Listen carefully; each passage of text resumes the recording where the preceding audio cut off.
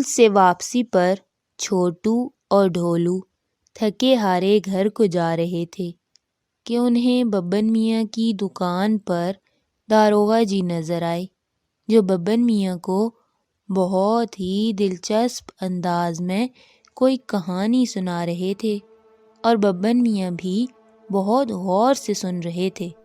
ڈھولو بولا، چلو ہم بھی ان کی باتیں سنتے ہیں۔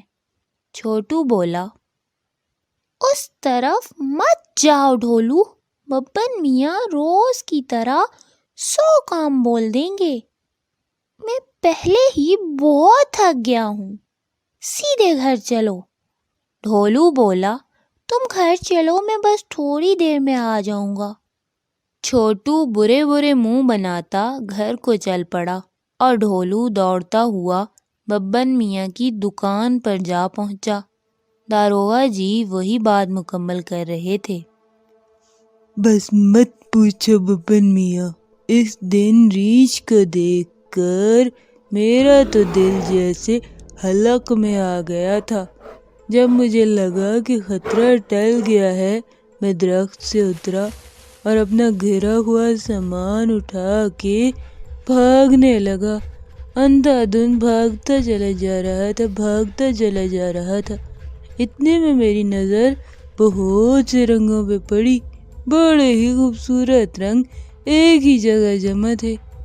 ببن میاں اس کی بات کاٹتے ہوئے بولے، جنگل میں تو ہر طرف سبزہ دکھتا ہے داروغہ، تم نے بے شمار رنگ کہاں سے دیکھ لیے؟ شاید سر میں چوٹ آنے کی وجہ سے دکھ رہے تھے۔ ببن میاں کا مذاق اڑانے والا لہجہ دیکھ کر داروغہ جی بھی جوش میں آئے اور بولے، ارے نہیں او ببن، وہ رنگ اصل میں وہاں موجود تھے۔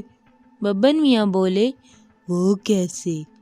اور حیرانی سے داروغہ جی کو دیکھ رہے تھے۔ یار وہاں آسٹریلین طوطے موجود تھے، وہ بھی ایک بہت بڑے غول کی صورت میں۔ میں نے اس جگہ تقریباً 100 رنگوں کے طوطے دیکھے تھے۔ کچھ دیر تو دیکھتا رہا، پھر یاد آیا کہ مجھے یہاں کھڑے کھڑے رات ہو گئی تو آج تو کوئی جانور کھا ہی جائے گا۔ یہ سوچ کر میں تو بھائی نکل آیا ادھر سے۔ یہ کہتے ہوئے داروغہ جی سامان سمیٹنے لگے، اپنی پستول اٹھائی اور کھڑے ہو گئے۔ ڈھولو بھی ان کے ساتھ چلنے لگا اور بولا، داروغہ جی طوطے جنگل میں کس طرف تھے؟ داروغہ جی بولے، پرانے کنویں والے راستے پر چلتے جائیں تو برگد کے درخت پر بنائے ہیں گھونسلے، بڑے ہی خوبصورت ہیں۔ یہ کہتے ہوئے داروغہ جی اپنے راستے چل دیے اور ڈھولو گھر کو روانہ ہو گیا۔ اسے طوطے بہت پسند تھے، وہ بس بہت سے رنگوں کے طوطوں کو دیکھنا چاہتا تھا، کیونکہ اس نے تو صرف سبز رنگ کا طوطا ہی دیکھ رکھا تھا۔ گھر پہنچ کر پڑھنے کو تو اس کا بالکل بھی دل نہیں تھا۔ وہ شیرو کے ساتھ کھیلنے لگا۔ اتنے میں ددو بھی گھر آ گئے تو اسے کھیلتا دیکھ کر پوچھنے لگے کہ اس نے اسکول کا کام کر لیا ہے؟ تو ڈھولو بولا، نہیں ددو، آج کل میرا کچھ بھی پڑھنے کا بالکل بھی دل نہیں کرتا۔ ددو بولے، بچے، اگر تم نہیں پڑھو گے تو معاشرے میں اپنا نام کیسے کماؤ گے؟ ہمیں اپنی من پسند چیز حاصل کرنے کے لیے کچھ نہ کچھ محنت تو ضرور کرنی پڑتی ہے۔ دل تو اس کا ابھی بھی نہیں تھا، لیکن ددو کی بات سن کر وہ کتابیں کھول کر بیٹھ گیا، لیکن سوچ تو وہ کچھ اور ہی رہا تھا۔ مجھے طوطے بہت پسند ہیں، اگر میں انہیں دیکھنے کے لیے تھوڑی محنت کروں گا اور جنگل چلا جاؤں گا تو بڑا اچھا ہو جائے گا، طوطے دیکھ کے واپس آ جاؤں گا۔ اس نے دل ہی دل میں فیصلہ کیا کہ کل اسکول سے واپسی پر وہ جنگل جائے گا اور اس بارے میں کسی کو بھی نہیں بتائے گا، چھوٹو کو بھی نہیں بتائے گا، کیونکہ وہ تو ہر بات ضرور ددو کو بتا دیتا تھا۔ یہ سوچ کر وہ دوسرے دن کا انتظار کرنے لگا۔ دوسرے دن صبح صبح تیاری کر کے دونوں بھائی اسکول چلے گئے۔ شیرو بھی اسکول کے دروازے پر بیٹھ گیا۔ روزانہ ان کے اسکول جانے پر شیرو اسکول کے دروازے پر بیٹھ کر ان کا انتظار کیا کرتا تھا۔ چھوٹو نے آج محسوس کیا کہ ڈھولو صبح سے چپ چپ ہے، لیکن اس نے کچھ بھی نہ پوچھا۔ چھٹی کے بعد جیسے ہی وہ دونوں اسکول کے دروازے سے نکلے، شیرو بھی ان کے ساتھ چل پڑا۔ ببن میاں کی دکان کے پاس پہنچ کر ڈھولو بولا، چھوٹو، ببن میاں نے ایک چھوٹا سا کام بولا تھا مجھے، میں بس کچھ دیر میں گھر آ جاؤں گا، تم جاؤ۔ چھوٹو تو پہلے ہی بہت تھکا ہوا تھا۔ وہ ہاں میں سر کو ہلاتے ہوئے گھر کی طرف چل پڑا اور ڈھولو ببن میاں کی دکان کی طرف جانے لگا۔ اس نے دھیان نہ دیا کہ شیرو بھی اس کے پیچھے پیچھے ہی آ رہا تھا۔ جیسے ہی چھوٹو نظروں سے اوجھل ہوا، ڈھولو نے فوراً رخ بدلا اور جنگل کی طرف نکل پڑا۔ جنگل گاؤں سے جڑا ہوا تھا، لیکن پھر بھی چلتے چلتے گھنٹے سے اوپر ہی لگ جاتا تھا۔ تب جا کے وہ جنگل کے داخلی دروازے پر پہنچ پاتے تھے۔ ڈھولو بھی چلتا رہا۔ اچانک اس نے پیچھے دیکھا تو شیرو اس کے ساتھ ساتھ آ رہا تھا۔ وہ بولا، اچھا تو شیرو، تم بھی میرے ساتھ آنا چاہتے ہو؟ ہاں اچھا ہے، اکیلے تو ویسے بھی مجھے ڈر لگنے لگتا۔ تم جانتے ہو ہم کہاں جا رہے ہیں؟ ہم رنگ برنگے طوطے دیکھنے جا رہے ہیں۔ میں نے سنا ہے جنگل میں ایک جگہ بہت سے رنگوں کے طوطے رہتے ہیں۔ ہم انہیں دیکھیں گے اور اندھیرا ہونے سے پہلے ہی واپس آ جائیں گے۔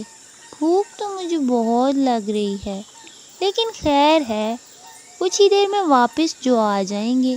مجھے طوطے دیکھنے کا بہت شوق ہے، بھوک میں برداشت کر لوں گا۔ وہ چلتا جا رہا تھا اور شیرو سے باتیں بھی کر رہا تھا، یوں جیسے شیرو اس کی ہر بات سمجھ رہا ہو۔ شیرو چھوٹو کی نسبت ڈھولو کے ساتھ زیادہ رہتا تھا، اسی لیے اب وہ ڈھولو کے پیچھے چل پڑا تھا۔ ادھر چھوٹو نے کافی دیر انتظار کیا، پھر اکیلے ہی کھانا کھا لیا کہ ڈھولو تو کہیں لمبے کام کے لیے نکل پڑا ہے۔ کافی دیر انتظار کرتے کرتے وہ سو گیا۔ ادھر ڈھولو اور شیرو جنگل کے درمیان میں پہنچ چکے تھے اور شام بھی ڈھلنے لگی تھی۔ طوطے تو کہیں بھی نظر نہیں آئے۔ اب ڈھولو بہت پریشان تھا اور اس کا بھوک کی وجہ سے برا حال تھا۔ چلتے چلتے اسے ایک درخت نظر آیا جو سیب کا درخت تھا۔ کچے سیب کھانے کا بہت دل کیا۔ وہ درخت پر چڑھنے لگا کہ چلو کچھ سیب ہی توڑ کر کھا لوں گا۔ اسے ڈر الگ لگ رہا تھا، کیونکہ جیسے جیسے شام ڈھل رہی تھی جنگل کے جانوروں کی آوازیں آنے لگی تھیں۔ اب اسے داروغہ جی کی سب باتیں یاد آنے لگیں، اور ان سب باتوں میں طوطوں کے ساتھ ساتھ ریچھ والی بات بھی تھی۔ اس نے سوچا جلدی سے کچھ سیب توڑ کے واپس چلتا ہوں، طوطے پھر کسی دن دیکھوں گا۔ اسے یہاں آنا ہی داروغہ جی کے ساتھ چاہیے تھا، انہوں نے طوطے دیکھ رکھے تھے۔ اب اسے اکیلے میں کیا معلوم کہ طوطے کس درخت پر تھے۔ یہی باتیں سوچتے ہوئے وہ درخت پر چڑھنے لگا، لیکن اوپر پہنچ کر ٹہنی سے اس کا پاؤں پھسلا اور وہ نیچے گر گیا۔ اور یہ کیا، وہ تو گرتا ہی چلا گیا۔ دوسری طرف ایک بہت بڑی کھائی تھی۔ وہ گر کر کافی زخمی ہو گیا اور رونے لگ گیا، اور کچھ ہی دیر میں بے ہوش ہو گیا۔ ادھر ددو شام کو گھر لوٹے تو گھر میں بالکل خاموشی تھی۔ انہوں نے سوچا آج تو بچے محل بھی نہیں آئے، اس وقت تک تو گھر آ ہی جاتے ہیں۔ آواز دینے پر بھی کوئی نہ آیا تو اندر چلے گئے۔ چھوٹو کمرے میں سو رہا تھا، آواز سن کر جاگ گیا اور ددو سے پوچھا کہ کیا ابھی تک ڈھولو واپس نہیں آیا؟ ددو بولے گھر پر تو نہیں ہے۔ چھوٹو نے ددو کو ڈھولو کی ببن میاں کی دکان پر جانے والی بات بتائی۔ دونوں کافی دیر انتظار کرتے رہے۔ پھر ددو بولے کہ چلو ببن میاں کے گھر دیکھ کر آتے ہیں، اور دونوں ببن میاں کے گھر کے لیے نکل پڑے۔ ببن میاں کے گھر پہنچ کر ڈھولو کا پوچھا تو انہوں نے بتایا کہ میں نے تو ڈھولو کو کوئی بھی کام نہیں بولا تھا، نہ ہی کل شام کے بعد ڈھولو کو دیکھا ہے۔ یہ سن کر تو ددو حیران پریشان رہ گئے، اور ببن میاں اور چھوٹو پورے گاؤں میں ڈھولو کو ڈھونڈنے لگے، لیکن ڈھولو تو کہیں بھی نہ ملا۔ انہوں نے داروغہ جی کو بھی ساری بات بتائی کہ شاید داروغہ جی نے ڈھولو کو کہیں دیکھا ہو، لیکن انہوں نے بھی ڈھولو کو کہیں نہیں دیکھا تھا۔ راج محل اور پورے گاؤں میں ڈھولو تو کہیں بھی نہیں تھا۔ ادھر شیرو کافی دیر کھائی کے اوپر کھڑا بھونکتا رہا، لیکن ڈھولو تو بے ہوش ہو چکا تھا۔ شیرو نیچے کھائی میں گیا اور ڈھولو کو دیکھا، وہ تو بے ہوش اور زخمی تھا۔ شیرو کھائی کے اوپر آیا اور گھر کی طرف چل پڑا۔ بھاگتے بھاگتے اس نے 2 گھنٹے کا سفر 1 گھنٹے میں طے کیا۔ یہاں جیسے ہی ددو اور چھوٹو گھر پہنچے، انہیں شیرو نظر آیا۔ چھوٹو بولا، شیرو، ڈھولو گم ہو گیا ہے، تم بھی اس کے ساتھ گئے تھے نا؟ تم تو واپس اکیلے آ گئے ہو، ڈھولو جانے کدھر گیا ہے؟ ددو بھی اسی لیے پریشان ہے، چلو دوبارہ سے اسے ڈھونڈنے چلتے ہیں۔ لیکن ددو بولے، بچے اس وقت باہر نہ نکلو، داروغہ جی ڈھونڈ کر لے آئیں گے۔ چھوٹو واپس بیٹھنے ہی لگا تھا کہ شیرو تو اس کے کپڑوں کو منہ میں لے کر دروازے کی طرف جاتا تھا۔ ڈھولو حیران ہوا اور ددو کو بلایا۔ اتنے میں دروازے سے داروغہ اور ببن میاں داخل ہوئے۔ وہ بھی شیرو کا اشارہ دیکھ کر حیران تھے۔ وہ سب شیرو کے پیچھے جانے لگے۔ ببن میاں نے گھر سے لالٹین اٹھا لی، کیونکہ راستے میں کافی اندھیرا تھا۔ سب شیرو کے پیچھے پیچھے جنگل کے راستے پر چلنے لگے۔ 2 گھنٹے چلتے رہنے کے بعد آخر وہ سب سیب والے درخت کے پاس پہنچے، اور شیرو تو کھائی میں نیچے اتر گیا اور نیچے جا کر بھونکنے لگا۔ وہ سب سمجھ گئے کہ ڈھولو پھسل کر نیچے گر گیا ہوگا، لیکن اب مسئلہ یہ تھا کہ اتنی گہری کھائی میں نیچے کیسے اترا جائے، اور داروغہ جی تو نیچے اترنے کو بالکل بھی تیار نہیں تھے۔